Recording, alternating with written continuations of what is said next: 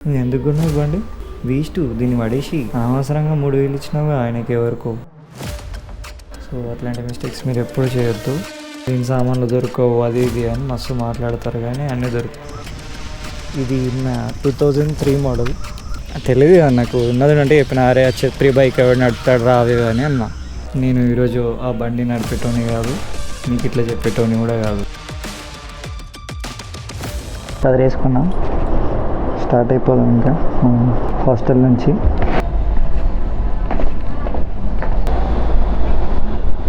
So this is మన బండి. నేను యూట్యూబ్లో ఇంతవరకు ఎప్పుడు చెప్పలేదు బండి స్టోరీ అనేది. సో ఈరోజు మనం డిస్కస్ చేస్తూ ఇంటికి వెళ్దాం. సో చూడాలి ఏమవుతుంది.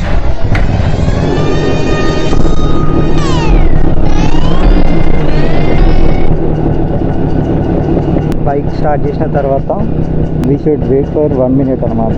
సో అందుకే కొంచెం బ్లాగ్. సో స్టార్ట్ అయిపోదాం.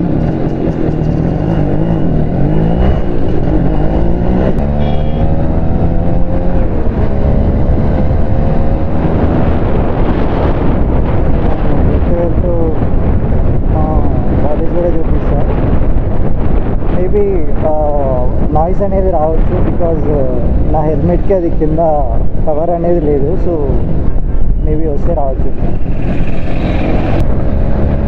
మనం ఇప్పుడు సిఎంఆర్ కాలేజ్ ఆఫ్ ఇన్స్టిట్యూషన్ అన్ని కాలేజ్ ఉంది కదా, అది దాటేస్తున్నాం ఇప్పుడు.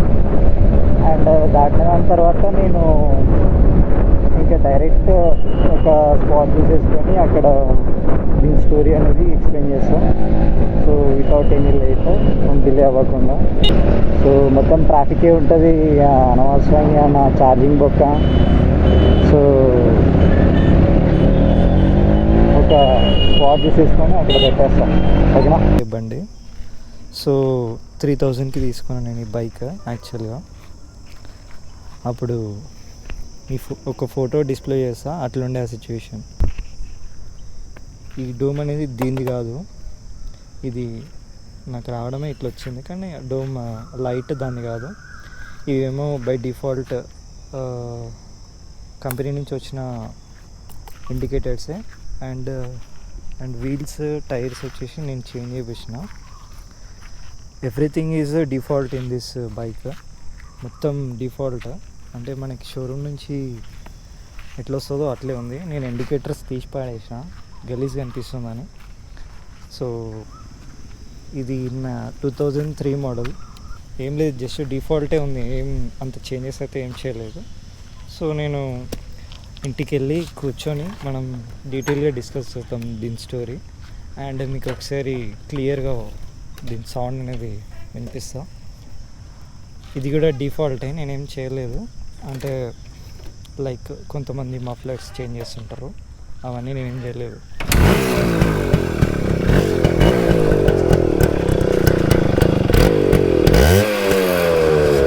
యాక్చువల్గా ఇలా సౌండ్ వచ్చే బైక్స్ని అరే ఏం బండిరా ఇది అంతా ఇట్లా సౌండ్ వస్తున్నాయి, ఇవన్నీ చెప్రిగాళ్ళు నడుపుతారు అని ఫీల్ అయ్యేటోని నేను కూడా స్టార్టింగ్లో.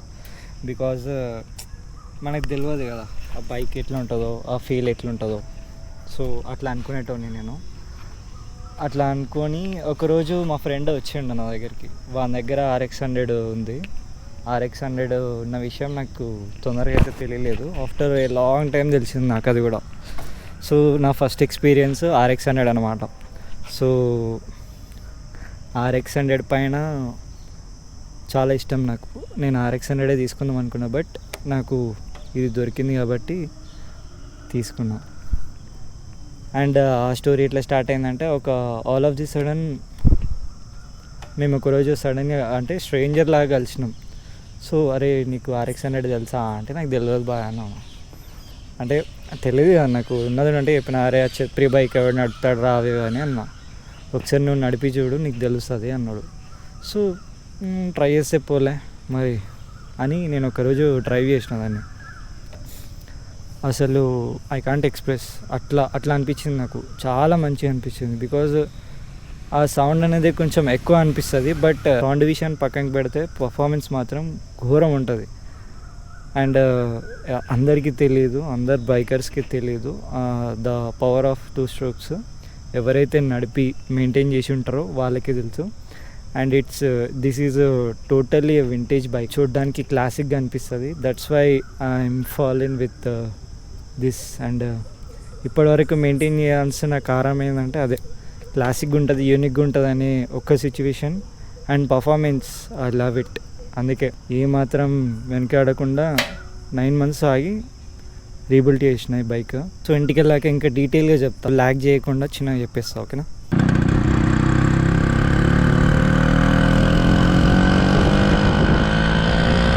సో అంకుల్ ఏమన్నాడంటే పెట్రోల్ వస్తే స్టార్ట్ అయిపోతుంది, చాలా అవుతుంది అని చెప్పిండు, నడుపుకోవచ్చు అని చెప్పిండు. కానీ we have bit rated.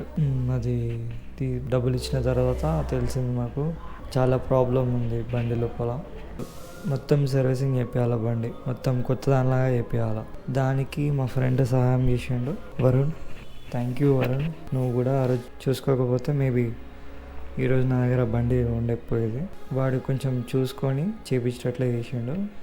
And అప్పుడు నేను చేసిన మిస్టేక్స్ ఏంటంటే మెకానిక్ ఎక్స్పీరియన్స్డ్ అని చాలా డబ్బులు తీసుకున్నాడు మా దగ్గర నుంచి. ఎంత ఎక్స్పీరియన్స్ అయినా కూడా ఒక మినిమం అమౌంట్ తీసుకోవాలి. సో అక్కడ మినిమం కంటే చాలా ఘోరంగా ఉంది ఫీజు. సర్వీస్ ఛార్జెస్ ఎక్కువ తీసుకుంటున్నాడు భయ్య. సో అది తప్పు. అక్కడ మేము చాలా రియలైజ్ అయినాం. దాని తర్వాత రియలైజ్ అయినాం. సో అట్లాంటి మిస్టేక్స్ మీరు ఎప్పుడు చేయొద్దు. వాళ్ళు ఎక్కువ డిమాండ్ చేస్తారు, బికాజ్ అది వింటేజ్ బైక్ కదా, దీని సామాన్లు దొరకవు అది ఇది అని మస్తు మాట్లాడతారు, కానీ అన్నీ దొరుకుతాయి. సో మా ఫ్రెండ్ అనేది ఇచ్చినాక కూడా వాడు సర్వీస్ ఛార్జెస్ ఎక్కువ ఇచ్చిండు. అంకుల్ వాడనొద్దు, మర్యాద ఇద్దాం మనం. సో ఆ విషయం నేను ఇంకా మర్చిపోలేకపోతున్నా, బికాజ్ చాలా డబ్బులు ఎక్స్పెక్ట్ చేసిండు మా నుంచి. అండ్ మేము ఇచ్చేసినాం కూడా. ఆయన అడిగినంతనే ఏం చేస్తాం, మనకు కావాలి బండి. కానీ బండి మాత్రం మంచిగానే చేసిండు, మరి అంత ఏం ఖరాబ్ చేయలే బండి, మంచిగా నీట్గా చేసి ఇచ్చిండు. I'm satisfied with that. But budget అనేది చాలా ఎక్కువైపోయింది, ఊహించలేదు నేను అంత అయిపోతుందని. అరౌండ్ 9,000 స్టార్టింగ్లో నేను 9,000 పెట్టిన. కొన్ని రోజులు మంచిగా నడిపిన. దాని మఫ్లర్ దొరకలేదు నాకు, డిఫాల్ట్ మఫ్లర్ దొరకలేదు. అది చాలా ఇబ్బందికరంగా అనిపించింది మహబూబ్ నగర్లో మొత్తం. తర్వాత ఆర్డర్ పెట్టేశాను, మేనేజ్ అయిపోయింది. ఇప్పుడైతే మంచిగానే ఉంది, ఎలాంటి ప్రాబ్లం లేదు. బట్ మీరు ఇలాంటి మిస్టేక్స్ మాత్రం అస్సలు చేయొద్దు. బండి తీసుకున్న 3 monthsకి నేను మెకానిక్ షాప్ దగ్గరికి వెళ్ళిన, మస్తు వెతికిన షాప్స్. చాలా మెకానిక్ షాప్స్ ఉంటాయి కదా, మోటార్ లైన్ అది అని మహబూబ్నగర్ వాళ్ళకి ఐడియా ఉంటుంది. సో అక్కడ వెళ్ళి నా బండి పరిస్థితి చెప్తే చూపిస్తే, నేను ఎందుకు కొన్నా ఈ బండి, వేస్ట్, దీన్ని పడేసి అనవసరంగా 3,000 ఇచ్చినావు ఆయనకి ఎవరికో అని అన్నారు. నేను అసలు నా మైండ్ బ్లాంక్ అయిపోయింది. ఇది అందరు ఇట్లా అంటారు అని నేను అనుకున్నా, దీన్ని ఎట్లనన్నా వేసి చేయాలి, నాకంటూ బండి ఉండాలి.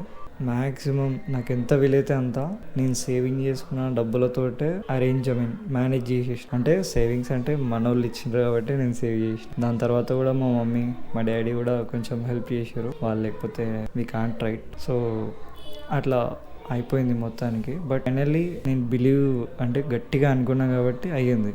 నేను కూడా వాళ్ళ మాట నిజంగానే నమ్మి, అరే ఇది ఇంతేనేమో అని అంటే నేను ఈరోజు ఆ బండి నడిపేటోని కాదు, మీకు ఇట్లా చెప్పేటోని కూడా కాదు. So we have to believe in our self. నా సిఎంఆర్ బ్లాగ్ చూస్తే మీకు తెలుస్తుంది అంత గట్టిగా ఎందుకున్నా అంటే, నాకంటూ ఒక బైక్ ఉండాలి, నా పైసలతోటి, అంటే నేను సేవ్ చేసిన పైసలతోటి నాకంటూ ఒక బైక్ ఉండాలి. కాబట్టి యూనిక్గా ఉండాలని నేను ఆ బైక్ ప్రిఫర్ చేసి చేయించుకొని పెట్టుకున్నా. బట్ అది ఎన్ని రోజులు ఉంటుందో నాకు తెలియదు.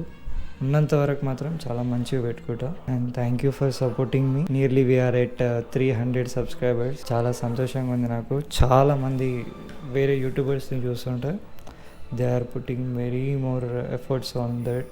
బట్ నేను పెట్టట్లేదని కాదు, నేను కూడా పెడుతున్నా. బట్ నేను కన్సిస్టెంట్గా లేను. ఇప్పటి నుంచి కన్సిస్టెంట్గా ఉండి మంచి వీడియోస్ చేస్తుంటా. And we had a lot of ideas, plans also ఉన్నాయి. అండ్ ఖచ్చితంగా మీరు అందరూ సపోర్ట్ చేస్తారని నాకు తెలుసు. Thank you so much. And bye bye, take care.